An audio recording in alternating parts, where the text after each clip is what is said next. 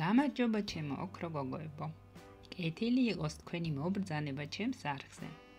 დღეს მინდა შემოგთავაზოთ ორი რეცეპტი. მსუბუქად ალკოჰოლიური სასმელების ძალიან მოუხდება დამდეგ დღესასწაულებს 3 და 8 მარტს. ასევე კარგია საახალწლოდ ან გოგოს დაბადების დღეზე. გილოცავთ წინასწარ ჩემო კარგებო. და იმედია დააგემოვნებთ ორივე რეცეპტს და ორივე მოგეწონებათ. გამიზიართ კომენტარებში, დამილაიქეთ ვიდეო თუ მოგეწონათ და მოდით გავაკეთოთ სადღესასწაულო განწყობა. სრული რეცეპტი როგორც ყოველთვის იქნება აღწერილობაში. პირველი რეცეპტი არის ცხელი სასმლის და ქვია მაგას გლინტვეინი. ეგრეთ წოდებული ცხელი ღვინო. ჩვენ დაგვჭირდება რგოლებად დაჭრილი ნებისმიერი ჯიშის ვაშლი, ასევე პორტოხალი. მე მიყვარს ამ რეცეპტში ქართული პორტოხალი. და სუნელები, მუსკატის კაკალი. პატარა ნამცეცებს ჩავყრი მთლიანი გაჩვენეთ, რომ მივხვდეთ რას ვდებ. ბადიანი ესეთი ვარსკვლავით მცენარეა. მიხაკი, სურნელოვანი პილპილი. ამჯერად მარტო ჩვეულებრივი მქონდა და ისიც მოუხდა. დარიჩინი და ილი. წითელი ნებისმიერი ღვინო. ძალიან ძვირად ღირებულს არ ვიყენებ, იმიტომ რომ მაინც გავალამაზებთ გემოს საკვაზებით. თქვენ გამოიყენეთ რომელიც გნებავთ. სახლის ღვინო იქნება სასწაული.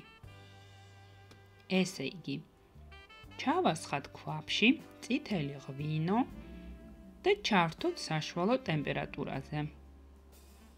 დავამატოთ ვაშლის წვენი, დაჭრილი ვაშლი, პორტოხალი, ყველა ჩამოთვლილი სუნელი და შაქარი 2 სუფრის კოვზი. ავურიოთ და დავუწიოთ ტემპერატურა დაბალ ცეცხლზე. არ უნდა დუხდეს არავითარ შემთხვევაში. უბრალოდ უნდა იყოს კარგად გაცხელებული. სადღაც 15-20 წუთში შეგიძლიათ დაასხათ ჭიგებში და მიირთვათ. აუცილებლად ცხელი. ეხლა მოდით გავსინჯოთ პუნში. მისთვის ჯერ უნდა გავაკეთოთ ნახარში. ანუ, პატარა ქვაფში დავამატოთ 150 მილილიტრი წყალი, ავადუღოთ და დავამატოთ სუნელები. ბადიანი, მიხაკი, სურნელოვანი პილპილი, დარიჩინი მთლიანი, ილი, კოჭა, ანუ ჯინჯერი, გემოვნებით. ავადუღოთ დაბალ ცეცხლზე 15-20 წუთი. გავაციოთ და გავაგრძელოთ პუნშის მომზადება. გრაფინში დავამატოთ გაყინული კენკრა, მე მქონდა ჟოლო და მოცვი. შტორშის ან ალუბლის წვენი, ნახარში თავისი საკვმაზებით, ყინული